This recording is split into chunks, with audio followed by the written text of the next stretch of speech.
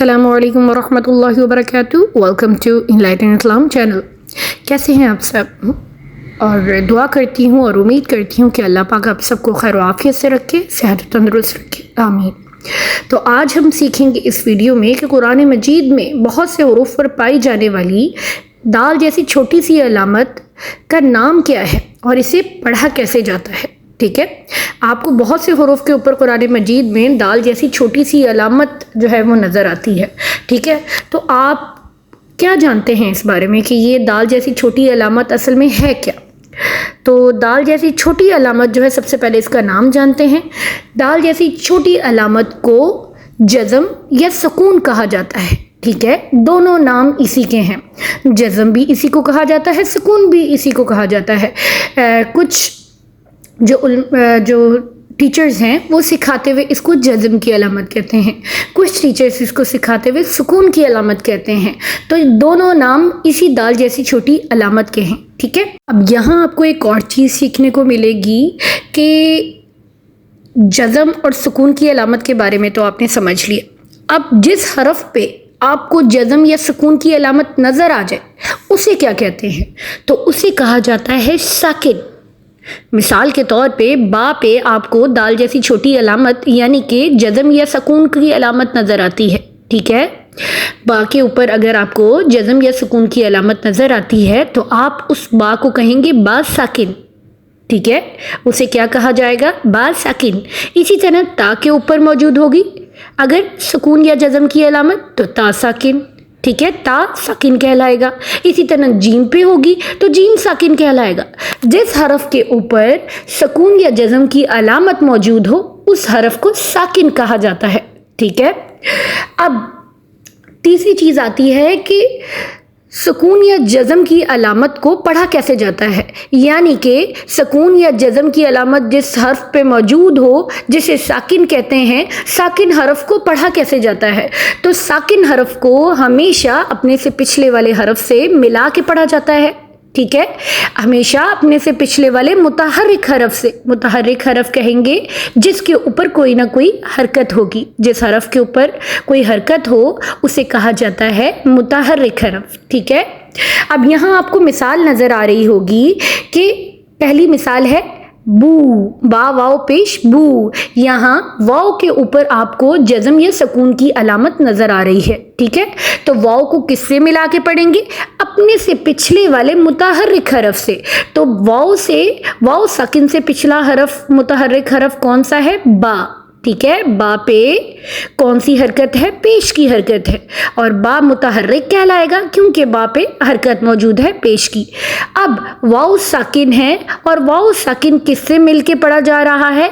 बा से। ठीक है, बा मुतहर्रिक से मिलके पढ़ा जा रहा है तो कैसे पढ़ेंगे?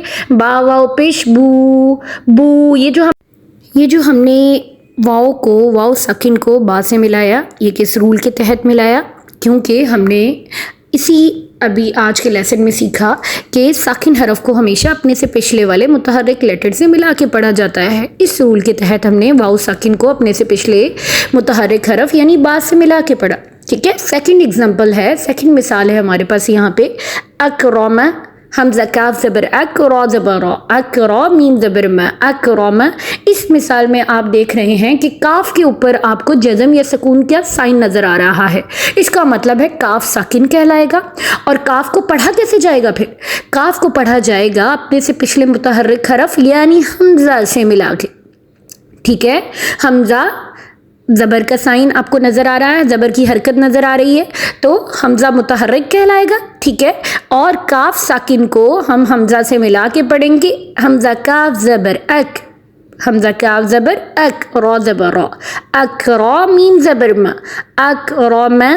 ठीक है, काफ साकिन को कैसे पढ़ा गया? अपने से पिछले वाले मुतहर्रिक हरफ से मिलाकर। ठीक है, और इसी तरह हमारे पास तीसरी मिसाल है, थर्ड एग्जाम्पल है अमहिल। यहाँ पे आपको इस मिसाल में दो मुतहर्रिक हरफ नज़र आ रहे हैं। ठीक है, और दो ही आपको साकिन हरफ नज़र आ रहे हैं।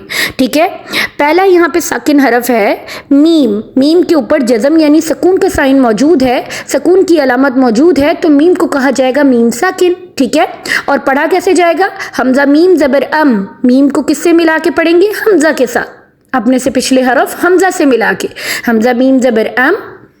دوسرا اب یہاں پہ اسی حرف کے اندر ساکن حرف کون سا ہے؟ لام. ٹھیک ہے، لام پہ جزم یعنی سکون کی علامت موجود ہے تو لام ساکن کہا جائے گا. اور لام کو کس سے کیسے پڑھا جائے گا؟ لام کو اپنے سے پچھلے حرف ہا سے ملا کے پڑھیں گے. ٹھیک ہے، اب ہا لام زیر ہل، ام ہل، ام ہل. ٹھیک ہے، دونوں ساکن حرف کو کیسے پڑھا گیا؟ اپنے سے پچھلے متحرک لیٹر سے ملا کے. ٹھیک ہے، متحرک حرف سے ملا کر.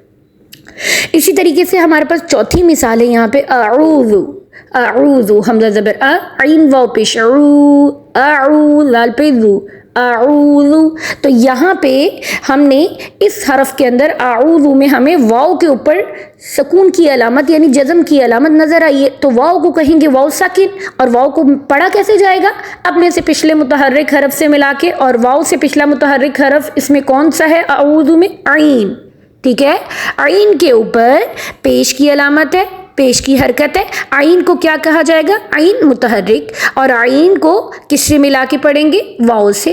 ٹھیک ہے، کیونکہ واو کے اوپر اپنی کوئی علامت نہیں ہے، واو ساکن ہے. تو ساکن حرف کی اپنی تب تک کوئی پہچان نہیں ہوتی جب تک اس کو اپنے سے پچھلے متحرک لیٹر سے ملا کر پڑھا نہ جائے. ٹھیک ہے، جیسا کہ یہاں پہ واو ساکن ہے، یہ اپنے سے پچھلے حرف متحرک حرف عین سے مل کے پڑھا جائے گا تو پڑھیں گے عین واو پیش او، اعوذ، اعوذ.